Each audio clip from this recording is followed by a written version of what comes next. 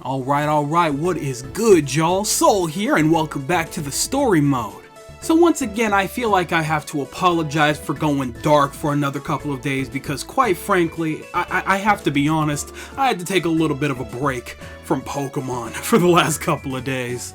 As I'm sure most of you know already, we were recently introduced to the official DLC for Pokemon Scarlet and Violet via the Pokemon Day Presents just a couple of days ago.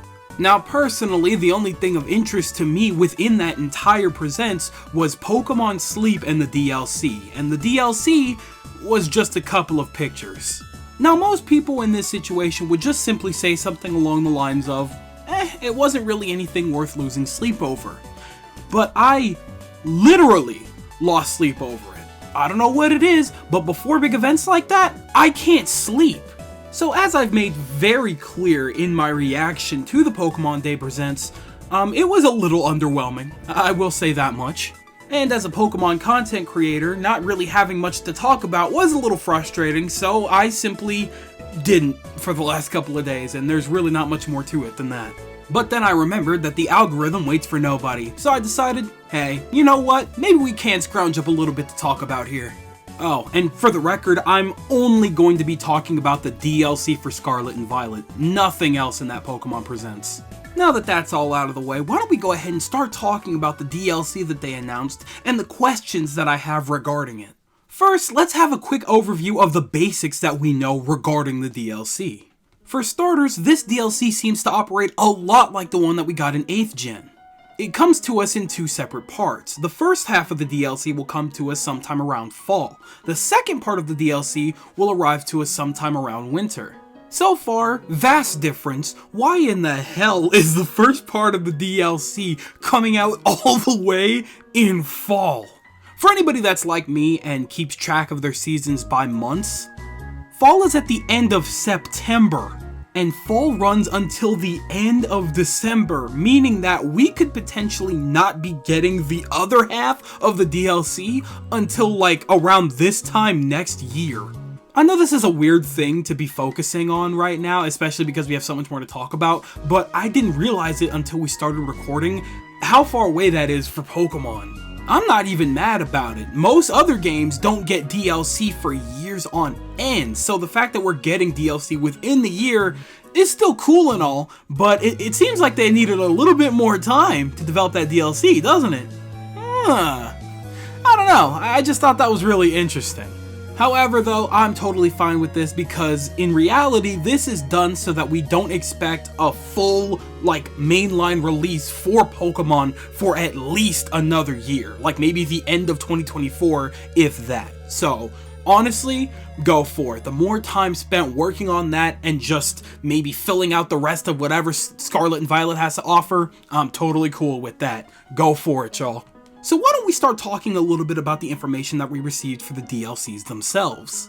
The first half of the DLC set to release in fall of this year is called the Teal Mask. The description reads, step out of the Paldea region as you take a school trip to the land of Kitakami. There, you'll meet new people and Pokemon while unraveling the mysteries behind the area's folktales. In the Teal Mask, you'll meet these heroes of Kitakami, a trio of Pokemon who protected the land in the past. So this is a really neat little thing going on here. They've never done anything like this because most Pokemon games don't take place in a school, but they've got the whole generic, festival thing going on, and it's cute, honestly. I'm really looking forward to seeing what they've got going on here. Also, like I read a moment ago, it said step out of the Paldea region. Are we in a new region? Is Kitakami its own region, or is that just some area? It doesn't constitute as a region. But either way, they did give us a couple of images as to what the trio of Pokemon that protected the Kitakami region looked like. First, they showed off Okidogi, which is this weird dog-bear hybrid thing. I'm not entirely sure, but I'm not too crazy about his design right now. Maybe once we get the 3D model, I'll feel a little bit differently. Maybe it's because his hands are so human, you know what I mean? And his body is just so square and then just awkward. I don't know what it is. Okidogi, not feeling him just yet. I might change my mind by the time we get around to him. After that, we have Monkey Dory, who has that exact same thing that Okidogi had as a scarf. He has it wrapped around his head. right? I guess that's supposed to symbolize like their connection in a way. I'm not entirely sure. I'm sure it is. They all protected the past together, so I'm sure it is. Not fond of his situation either. He kind of reminds me of like a more like a more awkward looking like Mojo Jojo from Powerpuff Girls, you know what I mean? Again, he could grow on me, but he's definitely the weakest designed of the three. But we'll have to see how I feel about him once we get closer. And then of course the last of the three is Pheasantipity. Easily the sickest design. I think I just like these like bird Pokemon for real. They have yet to disappoint me too hard with a bird design for Pokemon. And this one right here did a very awesome job. That thing that they're wearing around their head and their like neck, this one's got it around its whole body. And it's got just this suave color palette. It looks so good to me. If I can use this one for anything, I'm using this one for anything, you feel me? And then the Pokemon that has the most to do with everything here is clearly the Pokemon Ogerpon. Don't know what this thing's involvement is. It looks super evil with that mask situation going on. Not sure what to think of it. Maybe once it removes its mask, we'll get a better look at its face and it'll look cooler. But as of right now, I'm gonna assume it's like evil or something like that, because I don't know what to think of this thing. It's kind of creepy, to be honest with you. And then of course we have the full art showcasing all of these Pokemon and the trainers on the either temple or festival grounds in their yukatas and everything like that. All of the Pokemon are looming over everything. They're looking crazy ominous. We have our trainers dressed up in their little yukatas or whatever those are called. They look great. Those look so adorable. I love that on them, right? And then we have two trainers that we've never seen before. I was looking around because I could have sworn that somebody said something crazy about this one on the left being racist against other trainers or like other people from other regions, so I'll look more into that. Actually, we don't have to look any further. I found the information because I'm not crazy. So, the girl on the left, her name is Carmine, and according to this, it says she is the elder sister of the pair, is strong-willed, and can be a little selfish, but she always looks out for her little brother, even if she isn't the best at showing it. Word is that she can be kinda chilly towards people from other regions. That's crazy. So she's straight racist. She ain't messing with no Cantonians, Paldeans, you know what I'm saying? That's crazy. That's kind of funny, and I can't wait to meet her. I want to see her at her worst. I want to see what goes down with this. And then after that, of course, on the right side is her little brother Kieran. Don't even try to correct me, that's how I'm gonna say it from now on. His description says, her little brother, Kieran, has a quiet, gentle nature, and he often hides behind his big sister. It seems he's curious about you, though, when you arrive from the Paldea region. So obviously, he's a little bit of a weenie, and he hides behind his big racist sister, but you know what? That's okay. Obviously, these two have been through something which made them a little kinda weird with each other and with other people from other regions, so I'm sure there's a little bit of a story there that might actually bleed over into the second DLC, which they are also present in, according to the key art. So I'm really looking forward to seeing what role these two play when it comes to the DLC. Speaking of which, moving along here, the second part of the DLC is called the Indigo Disc. Okay, so I had no idea going into this right now that there were full descriptions for both Part 1 and Part 2. I'm not going to read Part 1's because it basically says everything I said, and I'll probably edit in like the little description so that you could just see it on screen a while back from now, so don't worry about it. You'll see it either way. However, Part 2 is very interesting. You will travel to your academy's sister school, the Blueberry Academy, as an exchange student. Unlike your academy with its long and storied history, Blueberry Academy is a school that was established in recent years, and its curriculum puts a particular emphasis on Pokemon battling. Most surprising of all is the fact that most of the school's building is located under the ocean. You will take part in classes, interact with the local students, and experience school life on this unusual academy. You know what pisses me off? the fact that I've been asking for Pokemon to just take just a little snippet, just a little something something out of Persona's book. And what do? They make you an exchange student that goes to this academy to interact with others and stuff like that. They took that page and they put it as far away from me as possible. I'm so upset. A school that's dedicated to the art of battling Pokemon, that's what I want to see. I want to understand what their infatuation is with battling. I'm so curious about why the school is underwater. That is cryptic. I'm so curious to see what that DLC brings us. Now, they haven't given us a lot of information about Part 2 besides the fact that we will be re-meeting the siblings in this academy because that's where they attend. However, we will be meeting a brand new Pokemon that goes by the name of Terrapogos.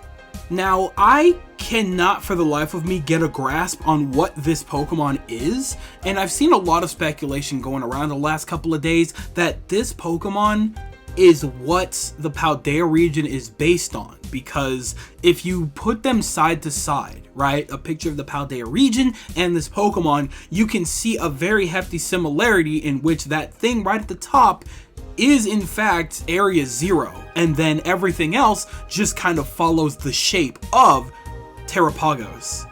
What's even more cryptic about this Pokemon is the fact that it has pretty much every typing on its back, literally, and so therefore, is it a Pokemon that could change typing at any time?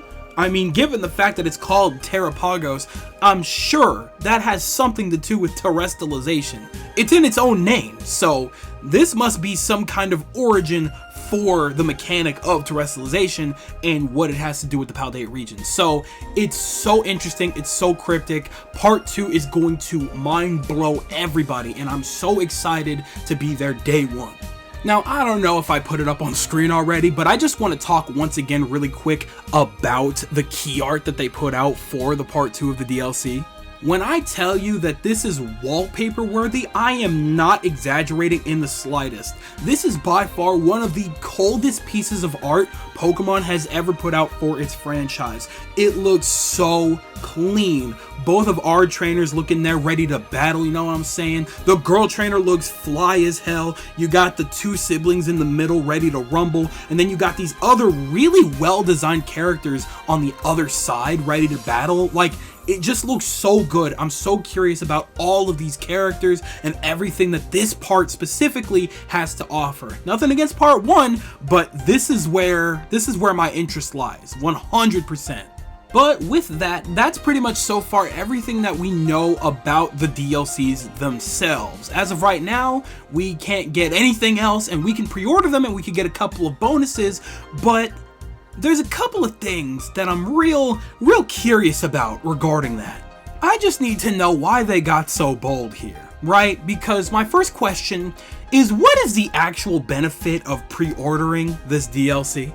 Because personally, I see zero benefit whatsoever.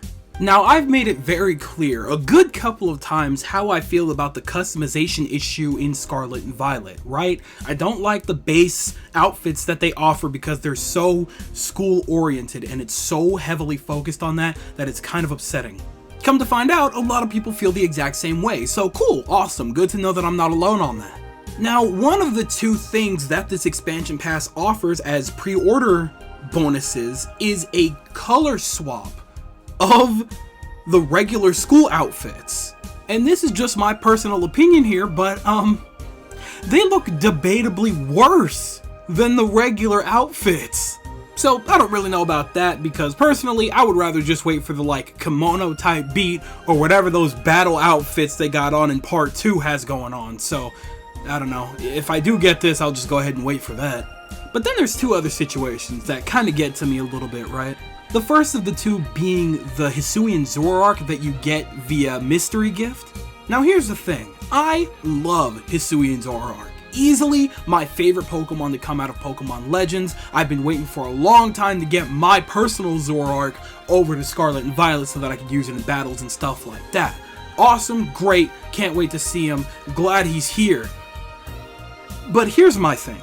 Did you guys decide not to make Pokemon Home available yet because you wanted to utilize Hisui and Zoroark, a fan favorite, to justify pre-ordering this expansion pass? Because I'll be honest guys, if that was the plan, that's so not worth it. The only thing that's really unique about this Zoroark is the fact that it gets a very specific move called Happy Hour, which the primary benefit is earning more money from battles. I gotta say, Chief, if you've played the game as much as I have, you know that by this point, money's not that hard to come by. And also, Payday exists, so if you already have that, then what use is there for Happy Hour? And then, of course, there's the fact that it's a Dark-type Terra type, but you know, frankly, I could have made it a Dark-type Terra type all on my own because I have more than enough Terra shards to just change it when I get my own Hisui and Zoroark in-game. Am I missing something here? I mean, shoot, maybe it's got 6 IVs and everything like that, but you act like I can't hyper train it. So, now what? I don't know, I guess I'm just a little petty because I remember back in the day when pre-ordering games actually got you some pretty neat things, but this here, this just ain't it, Chief. Also, I'm curious, did you guys think you were slick tacking on an extra $5 to that expansion pass? Huh? What's that about? What you guys got going on? Cause the last expansion pass that we had for Sword and Shield was $30, so why is this one $35? I'm just so curious. I'm so curious. Anyway, moving aside from my pettiness here, there's 2 last things that I want to know. 1, who designed those key arts? Because those are fire. I want more like that. These look beautiful. I want more of this beauty, this very specific beauty, specifically what Part 2 arts got going on. I don't know what kind of crap they put in this image, but I can't stop looking at it. It's so pretty, it's so beautiful, it's so cold. It's so cold. Like, the emphasis on battling is just rich in this picture. They made that very clear in just image alone, and I very much appreciate that. I'm so excited for Part 2, it's ridiculous. And then finally, I gotta know, is the second DLC like a separate story or a continuation of what we have in the main game already? Because how in the hell could I possibly be an exchange student? And if I am an exchange student, does that mean I don't go back to Naranja or Yuva Academy? Like, what does that mean? I'm so curious because usually in the case of an exchange student, they're moving schools for at least a semester or at least until they graduate or something like that out of circumstances that happened with their previous school or something like that. So why are we suddenly an exchange student? And if we are we not going back? Or like, what's going on there? Because I'm curious, really.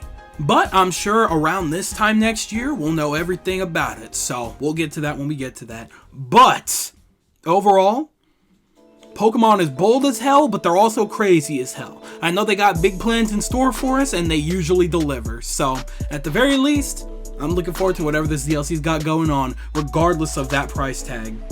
I'm still on to y'all.